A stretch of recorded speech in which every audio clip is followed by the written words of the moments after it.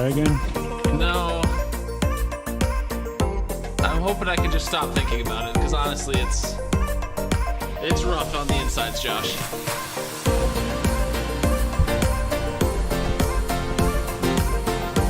So it said we had 5 viewers waiting, but now it says we have 0 concurrent viewers. Everyone left, Josh. I'm so sorry. It's my fault we were late. Everybody come back, please. Nah. Oh, fuck. I got 2.5 minutes. Okay, well...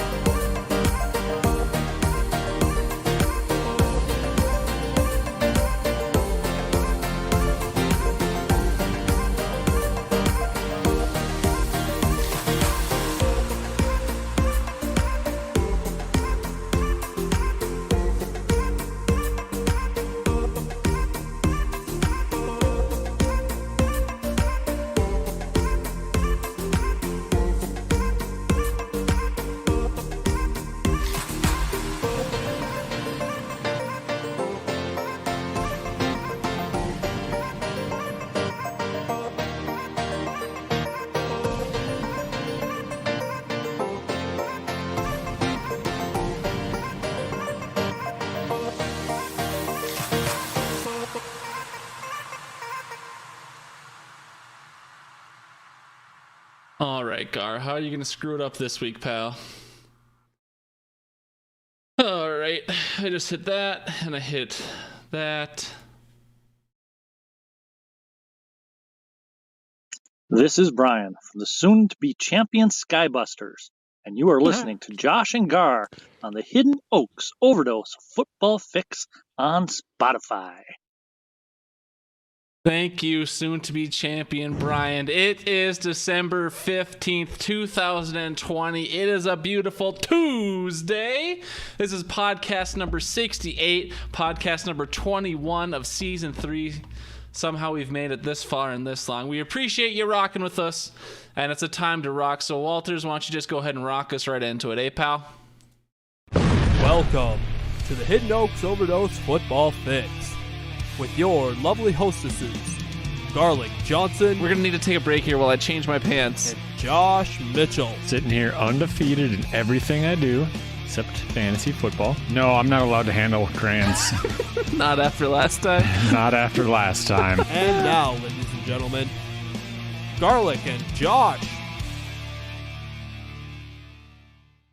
Thank you, Walters. Hello, everybody, and welcome to the Hidden Oaks Overdose Football Fix podcast. I am one of your lovely hostesses, the Garlic Johnson. We are joined, as almost always, by your other lovely hostess, the Joshua Mitchell. Josh, say hi to them folks. Oh, nice. Double thumbs up. HiddenOaksOverdose@gmail.com, Facebook.com/hoodpod, and Anchor.fm/hoodpod are all the lovely places you can interact with us, and we please ask you to. We're still on our journey to 100 subs. If you could be a friend and tell a friend to subscribe to our YouTube page, we would appreciate it. We're currently at 29 out of 100, so we are slowly but surely getting towards our goal. The segment start times are down in the description below, as they always are for all you audio listeners. We appreciate you. And for those of you who want to skip around, the segment start times are there for you. Josh, this week we're going to do something a little bit different. How's your Christmas shopping going? Garlic, I have a wife. She does all that for me. What, does your wife get herself her own gift? Yes. Oh, okay. Well, Nikita, you're a brave woman. No, we started a tradition a couple years ago where we do like the stocking stuffer stuff, but then we go out and we get ourselves something. We go shopping together, spend the day together, and we buy a smaller or like a medium-sized gift. Nothing extravagant, maybe a car or something like that. But yeah, so that's sort of how we handle Christmas, so then we don't have to stress about each other and we can focus on our family. Speaking of your family, do you have anyone in your family, extended family, whoever, that can sometimes be difficult to shop for? No, not if they're too difficult to shop for. They just don't get a gift. Well, let's say someone in their lives had someone that was pretty difficult to shop for. Do you think they should consider giving that person a truly unique, one-of-a-kind, and personal piece of art? Yeah, potentially. I could see somebody liking the drawing of Carmel's dad, giving us a thumbs up, saying we're not Pat McAfee, putting that on like a visor or something. A visor, like a t-shirt, a polo. Well, Josh, Let me tell you. So last year, you haven't asked me about my Christmas shopping, but let me tell you, last year, I was in the situation I was just asking you about. I got my aunt for Christmas on my dad's side, or one of my aunts, I should say, and she is notorious she's notorious among the family for being difficult to get a gift for, because she's the kind of person who kind of already has it all, And so what do you get for someone like that? Like a boring Starbucks gift card? That's not very fun. That's not very exciting. So I was sitting there, struggling with that last year, and then a light bulb went off, and I turned to a close friend who I knew would help me out. Yes, that's right, Josh. Levi Oki. Levi Oki, in a quick and affordable fashion, helped me do what my family thought impossible. I got the person who has everything, the perfect Christmas gift. Levi crafted the perfect picture of my late grandmother that will be proudly shown in my aunt's home forever. Levi just doesn't do portraits, though. He is capable of so much more. Let me display for you just a bit of his range, Josh. So here you can see on the screen now, just kind of we'll go through them one by one so you can get a good picture. But, for those of you out in YouTube land, if you want to take a little screenshot, this is what Levi's capable of. He has quite the range there. The beautiful portrait of my grandma's in the top right. But let's just go through each of these one by one. So, Josh, you'll remember this one. This is a very distinct memory of yours. This is you on the Save the Date. We did that for the draft 2 years ago. I took the pictures, but Carl Bear put that beautiful thing together. I mean, pretty, nothing too crazy about it, but it's still, Levi is capable of doing something like that. Nice invites or save the dates. A beautiful fan art from last week. Fan favorite. We got a lot of compliments on this fan art. Here you see pictured the beautiful Arlene Johnson. I mean, look at that just beauty of a woman. That was my Christmas gift to my aunt last year. Again, that's Arlene Johnson pictured with her favorite flower, the gladiola. Levi wanted me to include this. It is a picture of a movie or a story or something, I guess I'm not sure. But it's from There Will Be Blood. So those of you familiar with There Will Be Blood, that's for you. And then he simply told me this was a depiction of his hate for winter. Or his hate of winter, rather. So that's just some of the things Carl Bear is capable of. So, Josh, you're probably thinking to yourself at this point, that all sounds great, Gar, but what's it going to cost me? Is that what you're thinking, Josh? How much is he paying you for this advertisement? Josh, Where's my cut? Don't worry about it. After lengthy discussion, we simply couldn't say a single price because each commission can be so wildly different. No pieces of art are the same. So in regards to price, let me be clear. You can get what you pay for, or you get what you pay for, so don't think this will be some $2 holla, all right? Levi's time and talent are worth more than that. However, Levi can really make everything so affordable because he doesn't have all the overhead of some of these fat cats out there. You're not paying for some CEO's private jet. You're not paying for the Caribbean vacation of Janice in accounting. Levi is a tight operation, just a man and his pin, so he can pass all those savings on to you. He's a kind soul. He would never rip anyone off, but the blunt reality is his services are in high demand and his time and talent are valuable. So whatever price you parties agree to, it has to be worth it for him. So you should get your last minute Christmas gift commissions in right now. Reach out to Levi Oakey at levioaktree@gmail.com. You can also find his Instagram at Levi Oakey Illustration on Instagram. His email is in his bio there if you go check him out. For those of you who are done with Christmas, what about a birthday coming up, an anniversary? Art can be the perfect gift for any occasion. So leave him a email at Levi Oakey Illustration on Instagram, levioaktree@gmail.com. Get those commissions in right now for the perfect Christmas gift for your loved ones. Josh, how you doing? What if I want to have a drawing of something a little bit more classy, a little bit more decorative, like a flower, but I also want to have a little bit of humor involved? Does he draw anything that has to do with maybe a phallus-shaped object and flowers? You know, Carl Bear is known to have drawn a couple flower dicks in his life. He actually has a very iconic flower dick picture. I can't show you on the pod, but Josh, I would love to show you it in private on his Instagram. You can go see it. It's out there in the public. But I'm sure he would love to draw you your own original flower dick. You'd have to send him a couple pictures of your dick, so maybe you'd have to rent a microscope to take the pictures, but he would love to draw that photo. All right, Josh, that was our ad for Levi Oakey. Get your last minute Christmas last minute Christmas commissions in right now. It's not too late. Christmas is 10 days away. What do you think, Josh? Should we just hop right into the Fan Tasty Zone since that was a nice long ad for Levi? Yes, I'm well. How are you? I'm well. Let's get going right into it, Josh. The Fan Tasty Zone. We'll remind these folks about your sponsors, first of all. Well, since I got bored waiting for you to finish your doozy, no better time than now to drink some bubbly. Ooh, is that orange, mango, grapefruit? What kind of bubbly we rocking? Manga. Nice. I got the old... I'm not done. Oh, I've got multiple sponsors. I've also got a very nice boat of pita chips, cinnamon sugar. Nice. And those are, again, Miss Stacy's pita chips? Hell yeah, brother. I went with no food tonight because we started the pod a little bit late because I was pooping. And I feel like if I apply any more pressure onto my gastrointestinal system, I will have to leave mid-pod. So we're just going to go with a nice, simple, light peach iced tea brought to us by the very beautiful Arizona. And I will be drinking that throughout the pod as it was gifted to me last week, and that is can number 3 for those of you keeping score at home. We got a $50 raffle going on. Get your voicemails in. Get a raffle entry. Josh, any chance you have Brian's email pulled up, ready for all the listeners' listening pleasure? I have the other person's email pulled up. You can go with that one if you want. Yeah, we'll give Brian the walk-off since he's the one that Carries us. always contributes.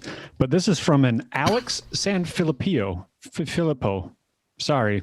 But this is what he has to say. I've been searching through a ton of podcasts to find active hosts and just came across your show, the Hidden Oaks Overdose Football Fix. Wanted to reach out to invite you to join Podmatch for free. Podmatch automatically matches ideal podcast guests and hosts together for some interviews. Even if you're not looking for guests, you can sign up to be a guest on other people's podcasts to grow your show. As founder, I want to send you this link, redacted, so you can create a free account. Have a great day. Alex Sanfilippo. Are we getting scammed? Is this the Tinder podcast? He seems so genuine. What do you mean? I mean, I already signed up, so Wait, did you sign up our podcast? Like, did you sign up as us, or did you just sign up for you no, to I'm be just the kidding. guest? I didn't sign us up yet. I figured we could do a live on air meeting on that. Definitely feels like some sort of scam. Definitely feels like he doesn't know anything about you or me.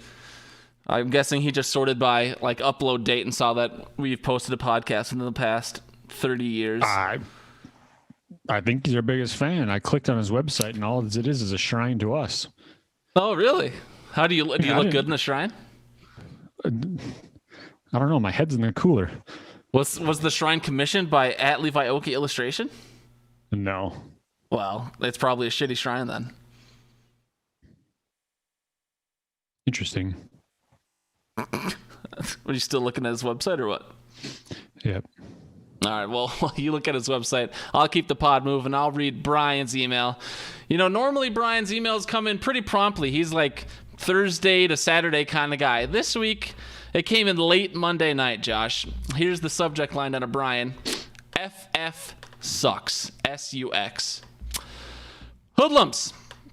So work all year to get a good seed. For the second year in a row, 3 seed versus 6. Me versus Hammer. On to more important things. I really enjoyed watching Josh play with his mic the first half of the show. Good entertainment. Gar, love the glasses. I'll be watching for you to enter the squared circle on Raw soon. Thanks, Brian. Carl Bear. The Friends is #1 sci-fi was hilarious. Should have hung up without an explanation. Everyone knows that Monica's grandma is on the lease in a rent-controlled building. Nice job, though. The show being an ensemble cast is making it fun. Keep up the great work. Love the Grum. Brian. Hammer is dead to me. So, Josh, I don't really understand his subject line there. He just puts FF sucks. Do you know why he would put that? I have a feeling it's because he is inadequate at owning a fantasy football team, and he lost. How are those pita chips going down, bud? Is that the biggest mouthful in the history of mankind, or what? Well, gotta limit my intake, so I gotta put as many in my mouth as I can. Don't want to take a lot of little handfuls because that's a lot. You gotta take one big handful because that's only one.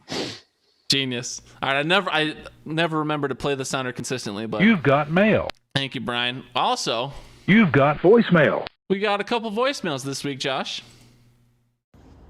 What's up, Al here, coming at you for the Arizona Ice Tea Mystery Man. Just another thing that you guys have stolen, but here we are. So Garlic said that it was a wise guy who did it, so it might be Caramel Bear, but I'm thinking not.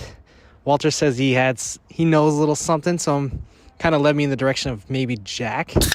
But then when Garlic said that Nikita requested the address, I was like, nah, it's probably not Jack.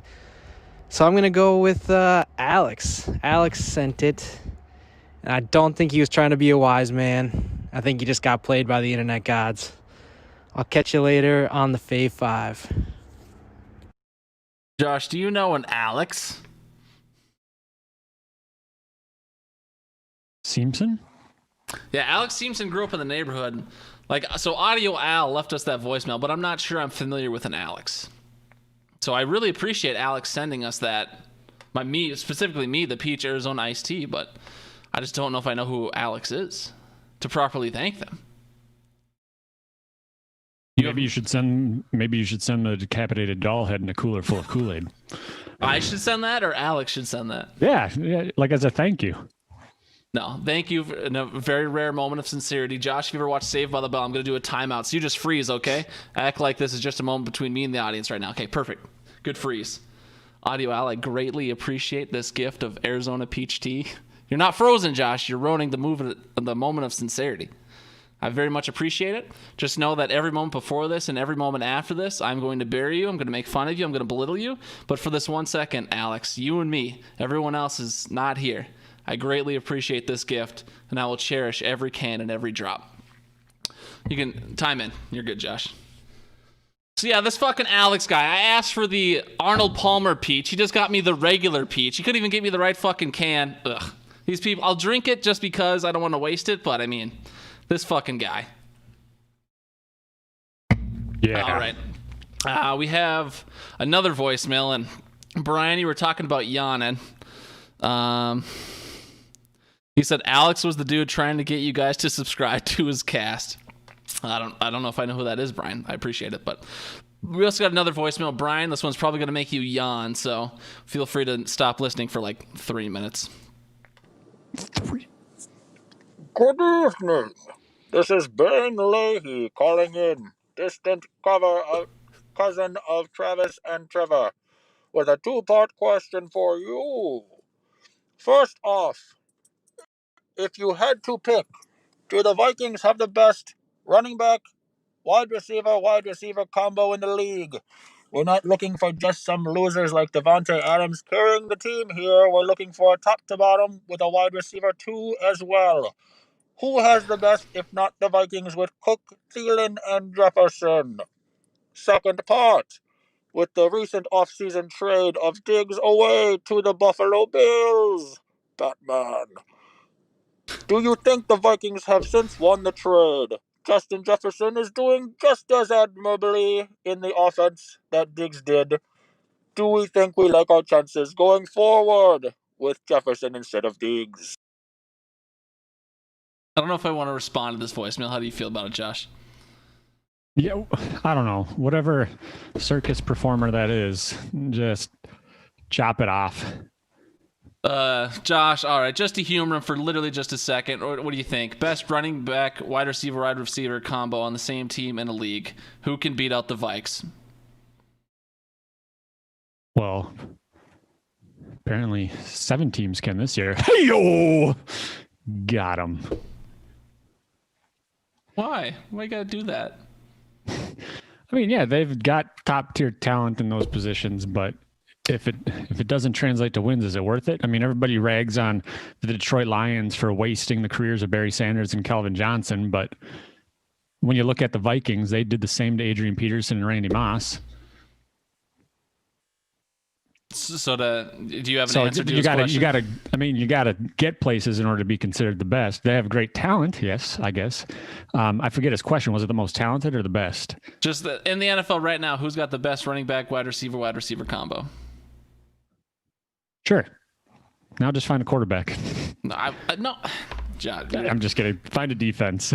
You're apparently not listening at all. To answer your question, I'm not sure about the best, Jack. Cooper Kupp, Robert Woods, and Cam Akers has only had a couple good games, but if he continues to perform, that's a pretty dynamic duo, or trio, I guess. Todd Gurley, Julio Jones, and Calvin Ridley is also pretty potent. That's just to name 2. I know I had a third one, but Zeke, Amari Cooper, and either Michael Gallup or CeeDee Lamb, that sounds pretty scary as well. So I don't know if we're top of the league. Certainly top 10. I can respect an argument for top 5, but there's a couple other ones just off the top of my head since I'll answer your question. And Josh, did the Vikes win the Diggs trade? I'd say both teams won. I mean, I was going to say there's no winner in that trade. They're both winners. Right. Diggs is the top wide receiver right now. He's got 100 catches. Over 1,000 yards already, so he's been contributing there. Vikings got Jefferson out of that deal, and he's been doing well. And so it just depends on, I guess, how far out you want to look. All right. Yeah, at this moment in time, Diggs is obviously still better. Jefferson is doing great, but could be a flash in the pan. Who knows what happens when he's starting to get doubled every year once Thielen's gone. Thielen's a little on the older side compared to Jefferson or Diggs. So right now, I wouldn't say there's a winner or the loser. Obviously, Jefferson looks good, but and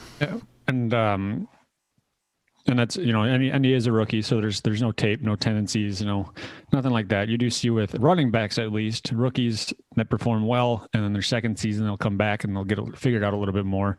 Quarterbacks even more so, but wide receivers will be interesting to see just because obviously they're guarding Thielen like he's the top threat.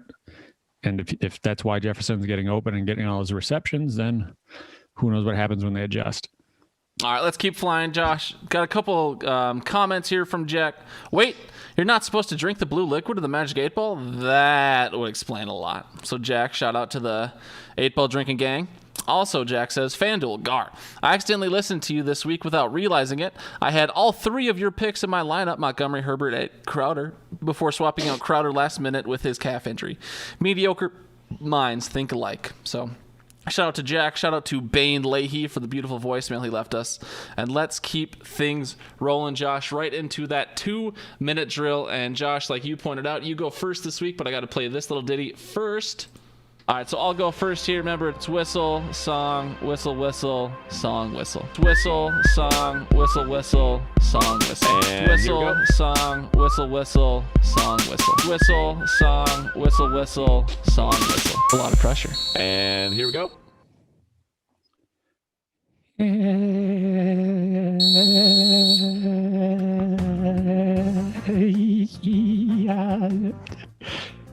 Vikings records equal to the Washington football team in the NFC least over there. Same with the Bears. So that's a good talking point, I guess, if you want to rag on them. But the big headline for the week is Green Bay's first NFC team to clinch their division. Let's go, Packers! Steelers are in a free fall. Sorry, Titan, but they're going to lose out, including to the Bengals next week. That's just my bold prediction. That's a joke, by the way. Aaron Rodgers, I think he has successfully surpassed Patrick Mahomes as a league lead for MVP. Diggs is the first to 100 catches, as I alluded to earlier. And as everyone predicted, Gar, Travis Kelce for the Kansas City Chiefs is the league's top wide receiver. Currently leading the league in yardage. Good for him. Good for you, Travis Kelce. All right, on to bigger and better, more important things. The Rams maybe finally got over that Super Bowl loss by creaming the Patriots last Thursday. It was like 24-3 or something like that in the end. Hoofda, Sean McVay was fired up on that sideline, and you love to see it. A young guy who's, spawned off so many other careers of his coffee boys and whoever else, like Zach Taylor, who will now have head coaching jobs in the NFL. Miami had everybody in Kansas City scared for at least a quarter. Miami goes up 14-0. I'm pretty sure Patrick Mahomes had 2 picks in the first quarter, 3 for the whole game. Holy cow. To the Stooges saying Dan Bailey's the reason we lost and we should cut him, you're idiots. Obviously, we could have just scored more touchdowns, played better on defense. Dan Bailey's probably not going anywhere, so quit your crying. We're a bad team. I'm glad we lost. How you doing? Keep it moving. All right, and I go first the second time, so let's just keep her cranking, Josh.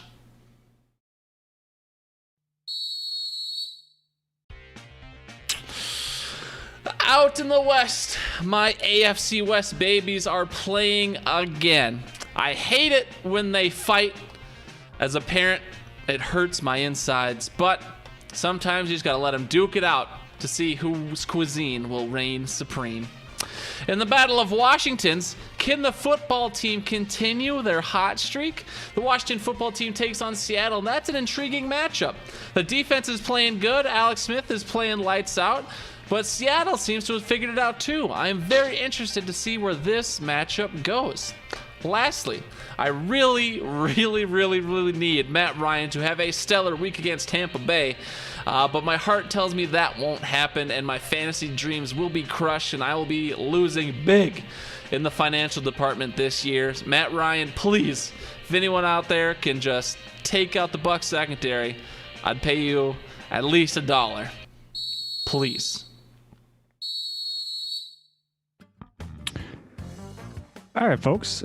This weekend we have Rodgers going for his 50th touchdown pass. That's right. He's going to throw 11 this week. No, I'm just kidding. I think that Rodgers is on pace to finish with 50, which for someone in his off years is apparently good.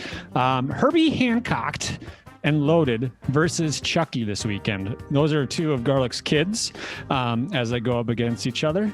That should be a good matchup there. Bills are going to go on, get their 11th win, something that I'm sure all Patriots fans are happy to hear. And the most important note for this weekend is Minshew's back, baby. The mustache is starting the game. Let's go, Jaguars. Turn that ship around.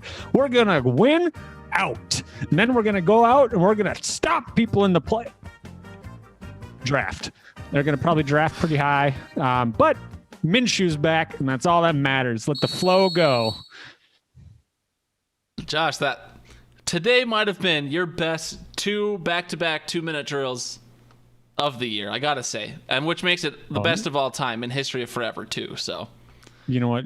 I mean, my motto is to set the bar low early and often. So when you do perform well, it just, shocks, shock and wow, and whatever that phrase is. Do you know what time it is? It's fantasy fun time, Josh. There we go. Nice introduction. Now we start with our grain of salt. How salty are you this week, Josh? Oh, me? You want me to go first, Josh? Well, the only teams that matter are the teams that are in the playoffs, Josh. And I can tell you that I somehow, some way went 2-1 in the playoffs last week. I was the 2nd seed, the 3rd seed, and the 4th seed, respectively, in my league. So no buys for me. My 4th seed, but the team I thought was the best actually ended up losing because all my players just absolutely shit the bed. Very disappointing. However, I got very lucky in my most expensive league, squeaked out the win there, and then everyone in my cheapest league, my work league, just dominated. I had the highest score of the week, which I don't think I'll repeat this week, but it feels good. You just get that much closer to winning money when you win in the playoffs. So, Josh, I went 2-1 in the playoffs. I don't think I have a championship team beneath me, but anything is possible. 2 more lucky games, and I got a crown on my head, Josh. Pretty sweet salt this week. How about you?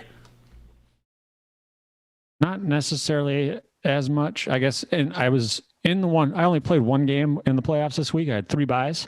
And so we lost that one. We didn't just lose. We got embarrassed, pantsed in public, dragged across the quad, people taking pictures. It was bad. That was the family league, the one where we somehow managed to win 6 or 7 consecutive to make it to the playoffs, and then we just get one and done. We deserve to get one and done.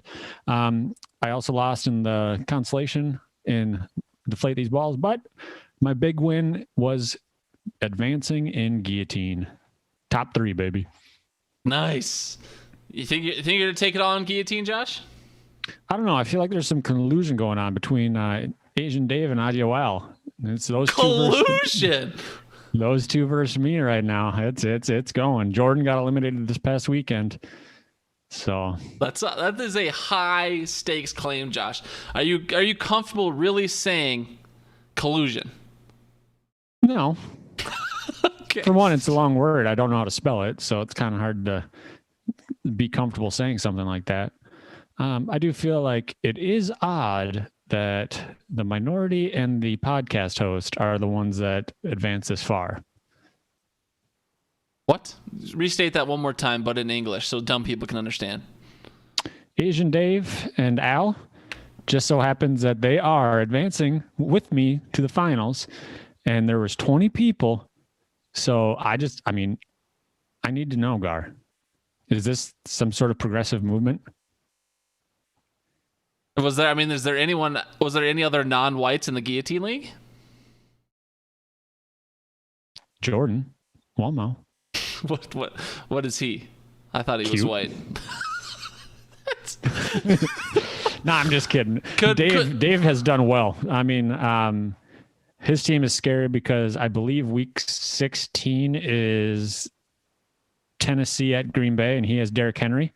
So first off, first quarter, 200 yards, 3 touchdowns, because that Green Bay run defense is bad. It's like playing with Legos, but you only got like the one pieces. Just, it sucks. The one buys. Yeah, I don't know. All right, let's keep it rolling then, Josh. Into the FanDuel top performers and best values last week.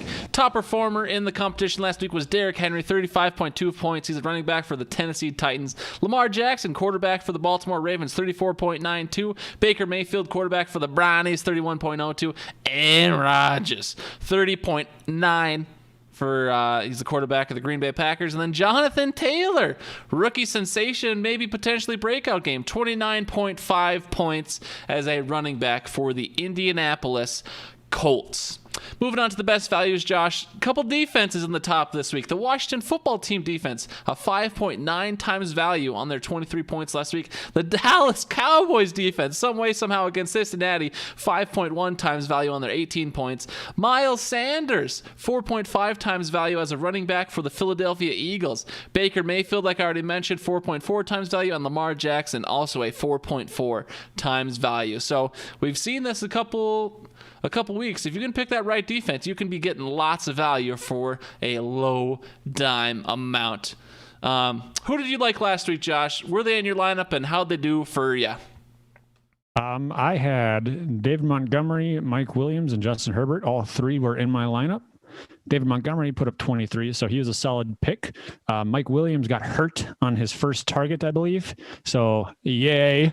He got a 0. Another week. Herbert, another week with a 0 in our picks. And then Herbert put up 16.72, so not the best, not the worst. Yeah. Since Josh has copied my list, kind of, David Montgomery, 23 points, running back for the Bears. Jameson Crowder, only 1.7 points. I really thought he was going to do more against Seattle. Like Jack mentioned, though, this wide receiver for the Jets had a little calf tightening.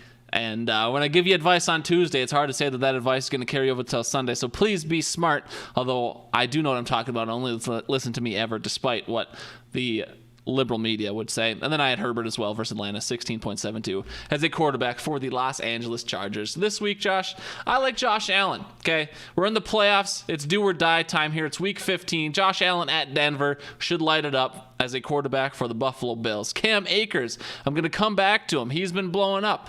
Running back for the Los Angeles Rams against the Jets. Are you kidding me? Cam Akers should put up 60 points unless they go up by 40-0 in the first quarter and then they bench him. I like Cam Akers this week. Even in a committee system, Cam Akers has taken that job and run with it. And T.Y. Hilton, the guy I draft in the redraft league, wide receiver for the Indianapolis Colts, apparently only knew how to play good once all my playoff aspirations were done and I dropped him off my team. He's been lighting up the last couple weeks. He's playing Houston. Their defense is bad. Philly Rivers is playing for his life. They need that playoff spot. They can still win the division. I like T.Y. Hilton this week against Houston. Josh, who do you like this week? I have whichever Carolina running back starts the game between Mike Davis and Chris McCaffrey. Once again, it's one of those whoever's starting, whoever gets the call. If McCaffrey's healthy enough to do that, put him in. If not, Mike Davis. They're playing Green Bay. I already mentioned how their defense is literally being held together by one Legos. So it should be easy to run on them. I have A.J. Brown versus Detroit and Tom Brady at Atlanta. I can go ahead and say that the reason for all three of these picks is because the past 4 weeks, we've had one player get 0 points, and I am playing against all three of these in the playoffs. So I'm hoping the trend continues. Big brain move, Josh. Some might say it's big brain. All right, let's keep it rolling. Let's just take a quick snapshot of that leaderboard. Jesse takes back his first place spot some way, somehow, yet again. 1,772 points, 0.18. Vinegar Strokes Aaron drops down to just second. He's about 9 points behind the Jester, 1763. Jack Mehoff, 2017. He's about 31 points out of first, about 22 points out of second. He's got 1741. Still anyone's game. There's two more people up in the, one more real person up in the 17s. Walters is at 1699. Nikita's at 1690. You put together 3 more great weeks and you're walking away with a lean, mean $200. So don't give up just yet, folks. It's still anyone's game, but there are only 3 weeks left. I'm pretty sure we play through week 17. I'm almost positive. Anyways, Josh, Hidden Oaks highlights. Like I said, let's just keep her flying. The people are here for the Fave Five. That's what they really, really want deep down, but we do all this other stuff just for shits and gigs. Dynasty Playoff, Josh. You had the week off last week. How are you feeling about your matchup against the Three-Headed Dragon this week? Well, I'm going to lose, as is tradition, because I believe the last 3 years I've played Connor in the quarters or the semis, and all 3 years he's trounced me. 2 of the 3 years I finished in third, so I guess there's a silver lining there. But nice. I guess if any year were to be the year that I beat him, it's the one where Zeke has been underperforming and McCaffrey has been banged up. But, you know, McCaffrey's coming back. It's likely he's back, I should say, going up against that Green Bay defense. So I think that he could bench his. And actually, you know what, Connor? Bench your entire team except McCaffrey if he plays, and you'll still win. Guarantee it. Guaranteed, he says. This is an interesting one because Connor just barely, I shouldn't say just barely, but it came down to Monday night against T, and it was close for a while. Quick shout out to T. He lost to Connor, who had the out not playing Christian McCaffrey in the starting lineup. So T, in the playoffs, lost to a guy without a full lineup. That's got to be rough, doesn't it, T? But that Christian McCaffrey is a very interesting X factor, Josh. I'm going to give you the edge for now. You definitely have the higher floor, but if Chubb, Zeke, and CMC have a great week like they're certainly capable of, and I like Josh Allen at Denver, you could be in for another third place game. Who knows? Do you have any thoughts on the Scrub Lords at Team Carrot, aka Jalen at Derek? Oh, Derek. Yeah, I mean, Jalen, I've been saying it not all year, but I've been saying it the last couple weeks. He's definitely been more lucky than good this year. I definitely like Derek's chances, but anything's possible. If I had to pick one, I'm picking Josh and I'm picking Derek. But it's the playoffs for a reason. They're in the top 4 for a reason. It could go anyone's way, and it'll be interesting to see who's in that championship game and who sucks. All right, Josh, it's time to talk about the old redraft league, and I got to crank this up a bit before I forget. The old Hidden Oaks Hunger Games, Josh. We lost 3. Peace. Lost 3 of our beautiful comrades in the Fight against communism. the fight against communism. That is correct. We lost Garrett Flint, Bradley Knupp, future champion Skybusters.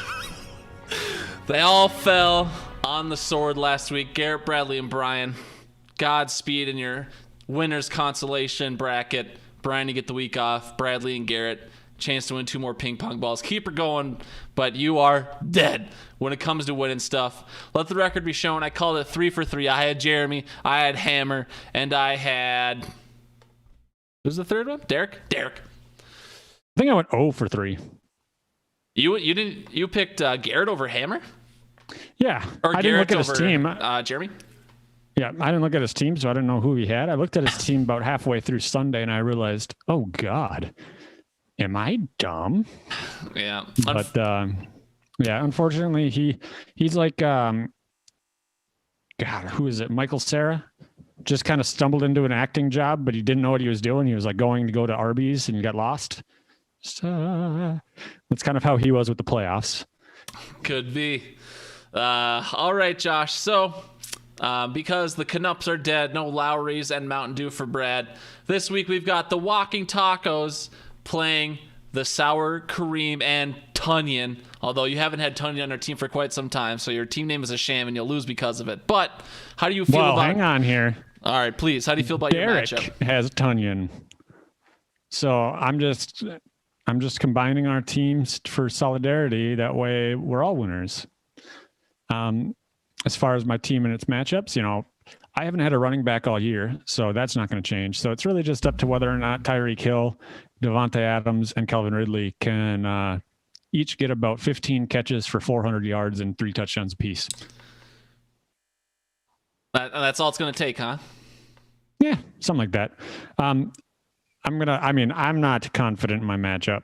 If CMC, so I'm in one of those double-edged swords. I have Tyreek Hill in this league. I'm going against Tyreek Hill in the dynasty. Ooh. Derek has Mike Davis, and Connor has Christian McCaffrey. So it's like, which shoe do I want to put on? That sort of thing. The shoe is on the other shoe, Josh. That's what they say. So you're not confident in your chances? Is that just you being humble and hoping that God will bestow on you a victory because you were so humble, or do you actually think you're probably going to fall to Derek here? I do think, because I got him in the championship in 2018. He's going to get his revenge to get to the championship now. That's it, huh? You're gonna put him over, so as they would say in the biz. Yeah, Disney has the rights to his story already, so I already know the fix is in. All right, Josh. Well, if you're picking Derek, just to keep it interesting, I'll pick you. You've been dominating all year. I like your chances. Even though first place lost in their first game last year, I think you'll go on to the championship and then lose next week. So, Josh, for this week, I'll take you, brother. What about Hammer at Jeremy? We got the noob versus the reigning champ, as you put it. Hammer, the reigning champion, somehow clawed his way up into the bracket and then won his first game. We got rookie Jeremy, who I said was going to be easy money. The guy drafted all Chiefs and all rookies at the draft, and here he is, the number 2 seed, won in a dominating fashion against Garrett. How do you feel about we dem boys against 067 dump pass on 2? Hi. And even look at their teams, Josh. We're doing a podcast here. It's the top 4. Have a little respect for the players. Without breaking it down too much. That's what it says right above it. All you said was hi. I said tie. Oh, okay. Well, that's not going to happen. There's no ties. All right. I do think that it's going to be a good game. I think that Jeremy is going to get that W, though, just because you said easy money to fuel his fire. That was for context. I was like, so what kind of draft prep are you doing, Rook? I don't know. I assume he was hustling us, and I didn't buy the fact that he's not done fantasy and he was doing no prep. I didn't buy it, but because that's what he said. I said easy money. So just for context. But I mean, Hammer surprised a lot of people last year, but Jeremy's team is just, there's a lot that could go right for him and a narrow window for Hammer to get through. I feel like I have to pick Jeremy. So it's pretty boring, but I'm picking the number 1 seed and the number 2 seed to go onto the ship. Sounds like no one has any faith in Hammer, but maybe that will fuel his fire. Fun fact, though, last week Hammer called in and was the only trash talker we had, and he won his matchup. I pointed that out to the whole league, said 100% of the people who called in last week won their matchups. Not a single person called in this week to trash talk their opponent. So, Hammer, if that's the undoing of you, you should have called the podcast, man. I tried to tell you. I tried to share the secret with everyone, and no one listened. So, you hate to see it. But that's probably enough talk about the redraft league. Let's see what else is up. No, like I said, Brian's got the week off. T's got the week off. Oh, Willie, Jesse, Eric, and Jamie, they're all praying they don't lose this week, because if they lose this week, they're going to be down in the dumpster bowl. And if they lose that, the league punishment will be bestowed upon them. And that's going to be a big yikers for everybody else. All right, Josh, it's that time. The whole reason we have listeners to this podcast, the fan favorite Fave Five segment. How do we feel about the Fave Five this week, Josh? It requires one of your senses. It's weird. I haven't been able to smell anything for the last few days, so it's been hard to test. Oh, really? Now that I think about it, those chips are pretty plain. Huh. Is that what do you think's going on there? I don't know. So forgive me if I just don't give anything that seems like it would smell good, because I didn't have the time to do the research. As you can see, for those of you watching on the tube, these are the notes I've taken so far. So I have done about as much preparation as I can. You know, and that's the best you can say about you, Josh. I mean, you like to tell other people that that Tuesday is not the only day they can leave their voicemails for the Fave Five, and you actually knew what the Fave Five list for the entire season was going to be before the podcast season even started. So I mean, you could have pre-done all your Fave Fives, and you could do them, Wednesday, Thursday, Friday, Saturday, Sunday, Monday, and you could dedicate a little more time to the pod, like you expect others to, but.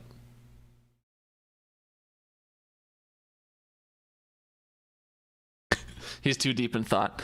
All right, Josh, we got plenty of fan submissions this week. Let's hop right into it with Audio Al's Fave Five. What's up, boys? Fave 5, food aromas. Number 5, we'll go with Chinese food. Number 4, movie theater popcorn. Not just your, everyday microwave pop. We're going movie theater popcorn. Number 3, garlic cheese bread. Basically, anything with garlic in it is just 20 times better, minus podcasts or whatever. Number 2, we'll go with chocolate chip cookies. Ooh, in the oven. Not a lot beats that, but number 1, I feel like this is number 1 on everyone's. It's bacon. Actually, you know what? We'll go we'll switch that up. Number 5, cookies, number 4 bacon, number 3 bacon, number 2 bacon, and number 1 bacon. Who doesn't like bacon? Come on. Oh, that is a compelling argument out of Al there. Josh, how do you feel about the fresh oven cookies and then bacon for the other top 5? Should that be everyone's list? And if not, why are they communists? Show's over. Final words. Let's go. All right. Thank you very much, Audio Al. Movie theater popcorn didn't make my list, but oh my God, I've eaten more movie theater popcorn than probably most people have, or will in their lifetime, I should say, and I've already done it. So we actually got a lovely little voicemail from Jamie this week. Jamie makes a reappearance out of nowhere. Let's see what Jamie's Fave 5 food aromas are. It's a 2-parter. Yeah, I'm recording. Well, guys, it officially happened. I am the losingest loser. This is Jamie Hammer, the saddest member of the Hidden Oaks Football League. Well, better tell you something happy while I'm here. I have lots of opinions about smells of foods, so let me come at you with my Fave 5 list. My number 5 is wort, which is the kind of precursor to beer, and I love the smell of Andrew and I brewing together. It makes such a nice, toasty, warm smell, and it tells you you're about to get delicious beer in a couple weeks. My next favorite smell is buffalo wings. Usually it's accompanied with the smell of a greasy bar, and that makes it just taste all the better. I love it. My next favorite smell is chicken and rice, and it's one of my mom's classic dishes. You come in on a cold winter night, and she's got chicken and rice a-cooking. Tasty. My next is pannekuchen for breakfast, and the same reasons mentioned before. Can And you my say very that on the last radio? is... All right, part 2. Ha, made you wait for it. My first favorite smell of food is the Korean barbecued beef called bulgogi that we eat for Christmas. It is so tasty. It's got lots of smells in it, mostly sesame seed oil and this delicious thinly sliced beef. Very, very mouth-watering smell. That made me feel a little bit better and almost calmed my sadness from being the loser of the league. I like to say that it's my fault, but I don't know. Laura drafted my team. Was it a favor or was it the detriment to me? It's hard to say. All I know is next year, I'm really coming back hard, coming back with a vengeance. I'm going to get ya. Thank you very much, Jamie, for calling in. First off, I don't know Josh, how much do you want to hear on the podcast about Jamie and Hammer brewing? They've already got baby Dylan. Is another baby on the way, or what kind of brewing is she talking about? I think she's talking about beer. Oh, my mistake. Have you ever brewed your own beer, Josh? And are you familiar with this? What she say, mort? I'm honestly not even sure what the word is. She said. I have not brewed my own beer because beers belong in the woods. Do you remember eating pannekuchen? You're really not giving me a lot here this week, Josh. Have you ever eaten pannekuchen? Are you familiar with the smell? No, I'm not. I have honestly heard lists. I have no idea what any of those things are. Bagogi? You don't know about bagogi? It's almost like Yabagoya, and you're very familiar with the league. Yabagoya. No, pannekuchen actually smells good. It's a very ongoing joke that I don't like pannekuchen. It's like a cinnamon egg bake that tastes that I just don't think should go together, but it smells good when you're cooking it. I just don't like to eat it. Bulgogi sounds good. Mort, I'm not familiar with. Buffalo wings, top-notch smell. Jamie, thank you so much for your call. We hope to get a couple more calls out of you. And also to actually, never mind. We'll move on to Jeremy first, then I'll say what I was going to say. Jeremy Pribbernow left us a beautiful voicemail. Let's see what Jeremy has to say. Is his Fave 5 food aromas? What up, gentlemen? This is your Hidden Oaks neighbor, Jeremy, coming to you with my Fave 5 food aromas.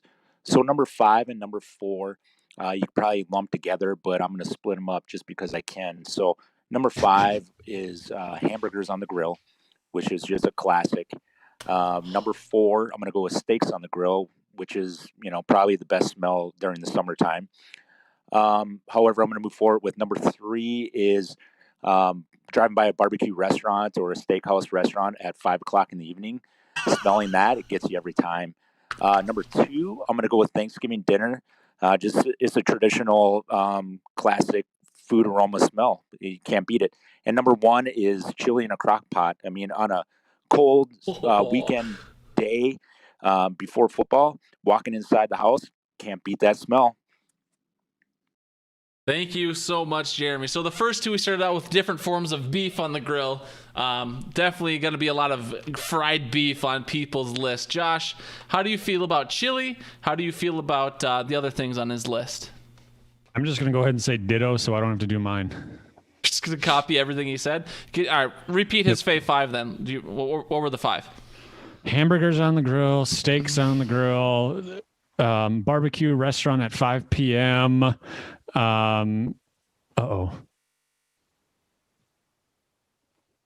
you replay the message? Oh, Josh, you're not even paying attention. Well, I was. That was 3, and then I just forget the most recent ones. It's a traditional classic food aroma smell. You can't. Thanksgiving dinner. Nailed it. Yep. And then the number 1 was your mom. I'm not going to talk about my mother's smell on the podcast, Josh, okay? I also would not describe my mother as food. That's disgusting. Let's just keep her rolling here. We got Brian's Fave 5 food aromas. Brian, what do you got? Jeremy, thanks for calling. Hi, this is Brian with my Fave 5 for the week. Good food smells was actually harder than I thought. Number 5, Gar, don't roll your eyes because I know this really isn't a food, but it is coffee. I just love the smell of coffee. Number 4, a turkey being cooked kind of makes the whole house smell good. Number 3, warm maple syrup. Yummy. Number 2, I'm hungry.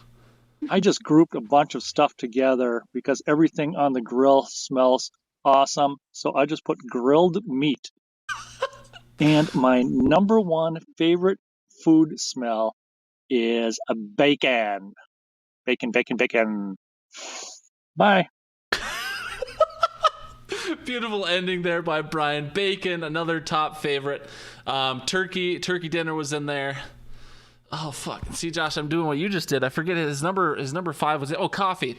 So coffee I would not classify as a food. Obviously, coffee beans being roasted. That is one of the most wonderful smells in the world, I have to say. I've never drank coffee in my whole life, but this, I used to, and I still do sometimes, walk through the coffee aisles at grocery stores because the smell is intoxicating. So coffee does smell incredible. I wouldn't count it as a food, but fuck it, who cares? I won't yell at you like I'll yell at Josh, because I actually like you, Brian, and I don't like Josh. I don't like Josh, excuse me. This guy right over there. So thank you for your Fave 5 list. Do you have any other thoughts on his list there, Josh? I assume you're a big fan of grilled meats. Yeah, he had a great list. You getting ready for your upcoming birthday here, Jesus, or what? Good God. No, I'm on my way to the mosh pit.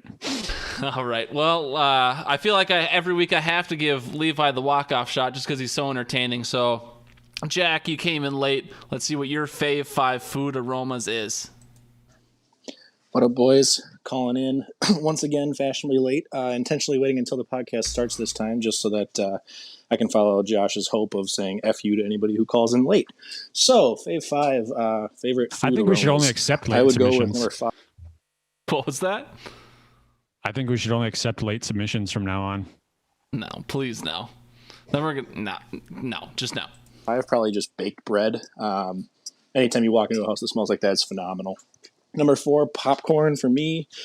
Number 3, probably just like barbecue. Number 2, I was going to say coffee, but I felt like that wasn't a food. It was more of a liquid, and I wouldn't want to cheat by sneaking something in a category that doesn't fit, like Game of Thrones being a sci-fi TV show. Josh. So number 2, I am going to go with freshly baked cookies. Oh, just so good. And number 1, bacon. How can you not pick that? I mean, if you could wake up to bacon every single morning, I don't know if there's a person on the planet that wouldn't. That being said, I can't wait for you guys to roast this one because last week might have been the first time I actually matched up with Josh and Gar. So, yeah, that's it. All right, Josh, we all know you like to put a nice little George Foreman by the bed, set the alarm a little early. Once you wake up, get the George Foreman going, yeah, get some nice sizzling bacon going, go back to sleep for a little bit, and then you wake up to the delicious smell of bacon. That's what everyone wants. Just don't step on the George Foreman. How do you feel about Jack's list, Josh? It was 5 food items. Josh, what's going on this week? I thought we were over like the seasonal affective disorder. You seemed like you were going. Now you're just giving me nothing. The listeners are gaining nothing. You're not giving them any incentive to call in. What's going on here? I feel dumb. Why do you feel dumb, Josh? Let's talk it out. Well, I'm over here trying to find 5 different food items to write down. And I just end up with 5 of the same thing. I mean, that's okay. I guess I don't have much to add because I didn't know we were supposed to go into detail about things that might possibly be on our own list. You could make a passing comment, be like, yeah, I love the smell of, fresh baked bread. My mom used to bake bread. You know what I mean? Just give it. I love the smell of food. Thanks, Jack. Thank you very much, Jack. All right, I'm pretty sure this is the last one. Let me just scroll through one more time, make sure I didn't forget anyone, because you would hate to forget. We got Al, Jamie, Jeremy, Brian, Jack. Yep, and then here's the last Fave Five from Mr. Levi Oki himself. He's Mexican, keep in mind. Extremely, very Mexican. So let's see if his list is any different, being a not Wonder Bread white individual. Hey dads, Caramel Bear here with this Fave 5 food smells that aren't actually food, and if you eat these, you probably won't feel good. At number 5, we have freshly cut grass. What screams summer more than freshly cut grass, huh? The smell, it's amazing. Better than barbecues. At number 4, we have gasoline. It's a little controversial. Some people don't like the smell of it. I personally like it, and if I could drink it, I would. Number 3, puppies. Just don't eat puppies. Number 2, scented candles. Why do the best scented candles smell like baked goods? It doesn't make any sense. Yankee candles should be put in jail forever. And number 1, Fabuloso fucking floor cleaner. Why does it smell so good? It smells like candy. The packaging makes it look like a fucking fruit drink. Why? Do you want me to die? Do you want me to drink it? I will. I promise you. And we never heard from him again. Oh man, I mean, eating freshly cut grass, that was his number 5. That's probably not going to kill you. I think as kids we've all ingested our fair share of grass just dicking around in the Hidden Oaks. Definitely wouldn't recommend the drinking of gasoline though. Some would say Everclear gets pretty darn close and your car would actually run better on it, but I wouldn't drink that either. Josh, how do you feel about dog? You've talked about selling kaya to a Chinese restaurant many times. How do you think that would taste? How would the dishes go over? I mean, it would taste the same because that's what they use, but I'm not going to sell kaya. Are you sure? You seem like you've been very motivated to sell her many times. Yeah, there are some times, but she works out in the end. She eats the flies that come inside in the summer. All right, so thank you very much, Carmel. Obviously not a Fave 5 food aromas, but a very entertaining list nonetheless, and that's why we love you for it, making the people laugh. Josh, it's what everyone really waits for, not hearing everyone else's Fave 5, but hearing our Fave 5s, because we're the podcast hosts, and we matter mostest. You got any honorable mentions? Yeah. I know it appears like you never made a list. Maybe you're just teasing me, but do you have any honorable mentions that didn't make your Fave 5? I'm going to go with, I have a couple honorable mentions. Bakery bread. Jack mentioned that in his Fave 5. And then pretzels. You know, when you're at like the stadium or at like the mall, when they're baking the soft pretzels. Oh, yeah. Just if I could bottle that up and take a bath in it, hell yeah. Mm-hmm. And that's only an honorable mention. How about you, Gar? Do you have a couple? Yeah, I mean, pretzels is a huge one. You're walking around a Northtown mall, any mall for that matter, and you're walking past an Auntie Anne's or Auntie Annie's, whatever it is. Good God, do you want to stop and buy them out of their entire stock? The whole mall just smells amazing because of that.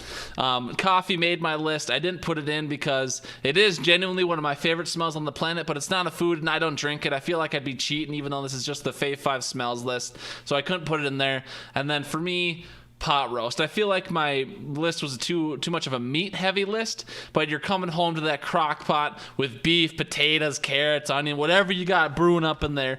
Pot roast, whatever it is, just gets the whole house going. That slow cook magic. Oh my God, I can smell it right now and I'm salivating. I've been conditioned.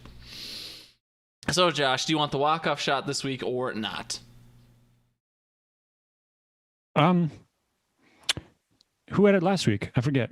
I think I did. You can have it this week. You got it, pal. So what's your number 5 food aroma? Coming in at number 5 might be controversial to some because it was so high on everybody else's, but I'm going to go with bacon.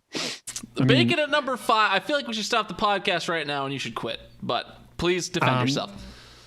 I mean, it's when I wrote it down and higher on my list, it is definitely one of the best smells. It's just I feel like I'm cheating bacon because I haven't had it in forever. Like, I haven't had bacon in a while, so I feel like I'm cheating on it.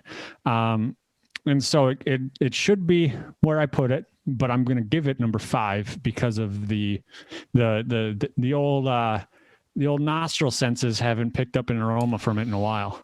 Gotcha. Yeah, I respect it. I respect you being honest. Everyone's got to put their own little scope on the Fave Five, so your list is what it is.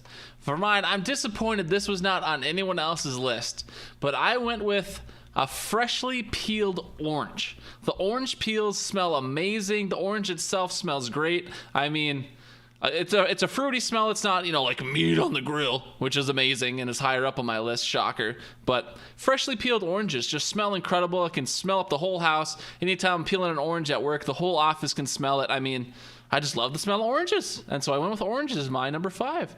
Josh, what do you got at number 5? Gar, I'm going to paint you a picture. Can you go ahead and close your eyes? Yes, sir. You close your eyes. Everybody else who's listening, please close your eyes, play along. Close your eyes, walking around food courts, you smell something. It's a deep fried smell, something that smells delicious. Maybe a number 4 favorite food. And you open your eyes and you see a fountain of cheese, and you see below that fountain of cheese a 10-gallon bucket filled with French fries and tater tots. I'm talking about fresh French fries and tater tots. Hell yeah, brother. Number 4.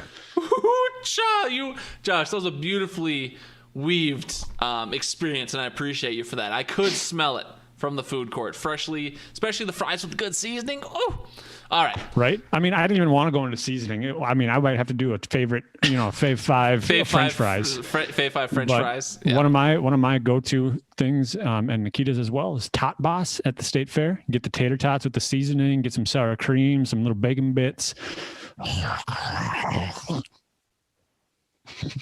We just got kicked off YouTube. Yeah, that was it. That's the final strike right there. My number 4, Josh, it was on a lot of lists. Fresh baked bread. The most iconic of which is easily Subway. You're walking anywhere within 3 miles of a Subway restaurant. They just got that bread exhaust pointed right at your nostrils somehow, no matter where you're standing. And it's intoxicating. I've also been around.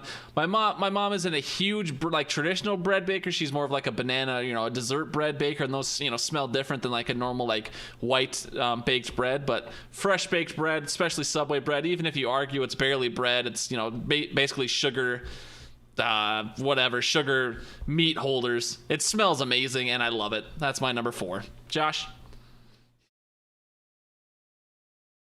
I feel like I don't even need to explain it. Brisket. Your number 3? Brisket. Like how many hours?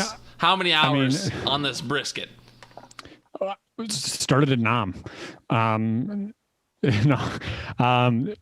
don't know if you've ever been down to like the Memphis, the down south region, but you walk around Memphis, and there's barbecue joints all around you. I feel like, oh gosh, what's the movie where he's running and then he like does a little twirl in the center of everything and all happy and joyful. I feel like my heaven is going to be a lot like Memphis barbecue restaurants. That's going to be everywhere. There's going to be barbecue brisket. There's going to be ribs. There's going to be just...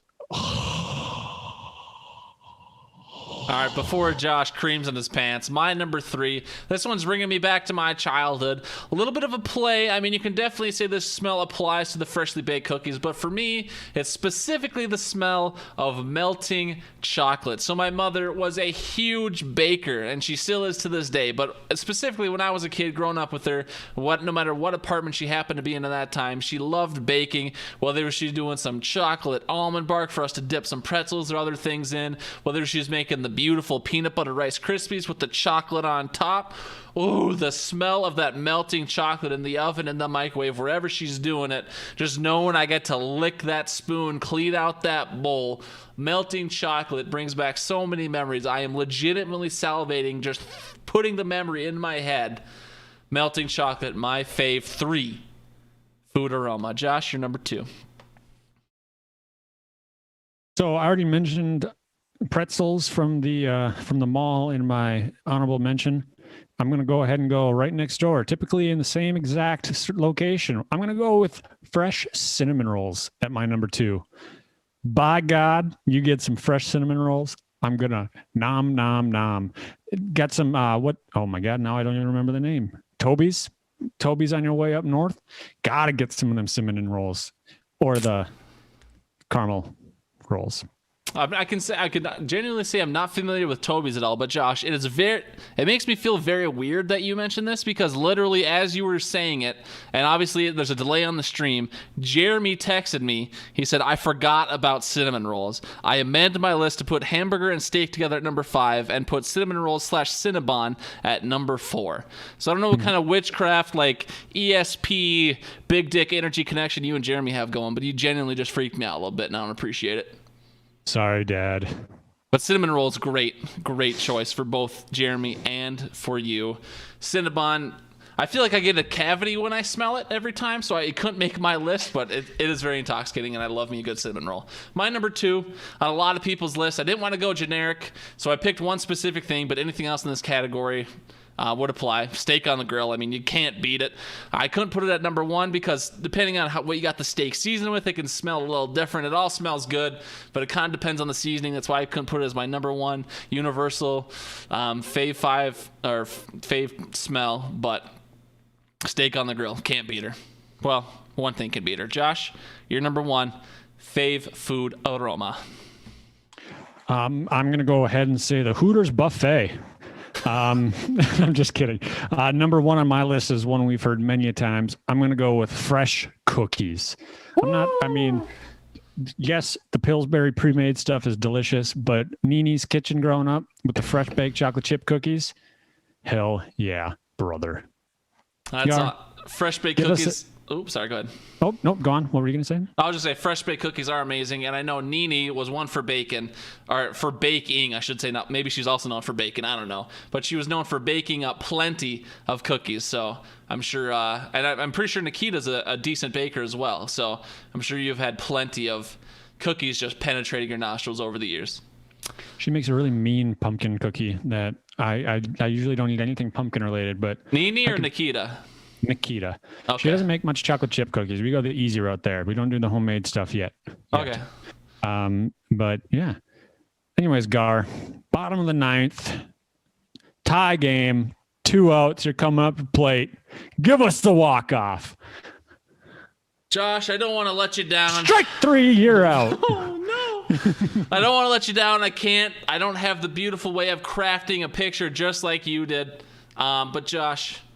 bacon. That's all I gotta say. Bacon is such a universal smell. I don't care if I haven't smelled it in 10 years. Bacon is an incredible smell.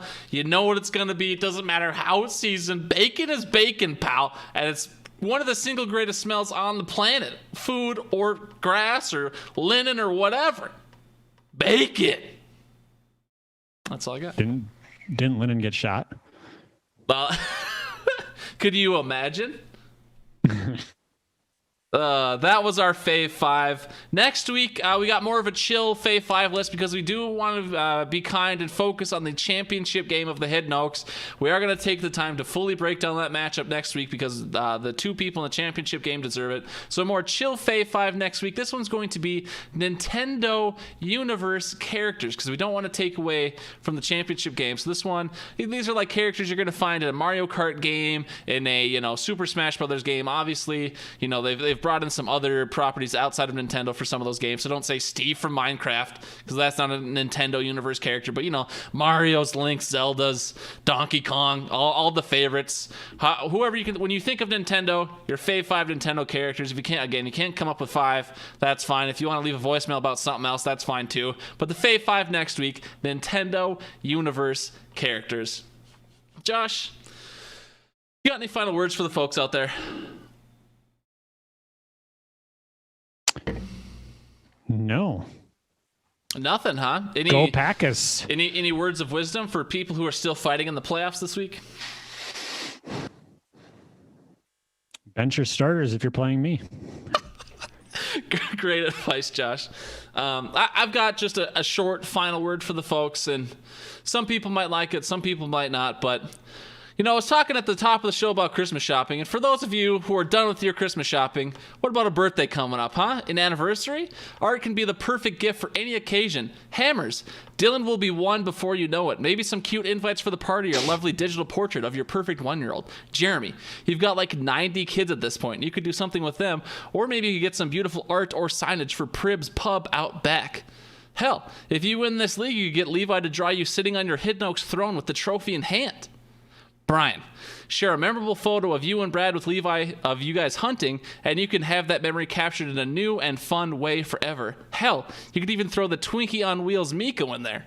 Josh and Nikita. Your Christmas card was lovely, and I appreciate you sending it. But imagine how much you'll stand out next year against that wall of other Christmas cards with an illustrated card. You'll be the talk of the town, and you won't have to pay whatever upcharge Walgreens Photo gave you. You'll just print out whatever Levi sends you. I mean, you can't beat it. So one last plea, whether it's for Christmas or something else, the time is now. LeviOakTree@gmail.com, at Levi Oak Illustration on Instagram. Get it going, folks. Be safe. COVID's still going on. Vaccines might be coming, but before you get yours, please stop the spread. Hidden Oaks Overdose at gmail.com, facebook.com/hoodpod, anchor.fm/hoodpod. Be a friend, tell a friend about our YouTube channel. We'd love to get to 100. Obviously, it's not happening this year unless there's some last-minute surge of craziness, but hopefully we'll get there next year. Josh, should the folks go to sleep, or what should they do? Yeah, bye. Bye. Go Packers. Esto no es Pat McAfee, pero está bien. I look like Jon Snow in that picture. Is that a good thing or a bad thing? Good thing, I guess. You look like Santa Claus's little brother. Is that a compliment? Fanta Claus. Yeah, I mean, Santa Claus brings joy around the world. Of course it's a compliment. Yay, Santa! All right, well, I'm going to go nom nom nom thon. Maybe play some Rocket League later. Sure. Say hi to the Keatster for me, and I will talk at you later, pal. All right, I'll try not to get eaten by Kaya. Bye. Bye.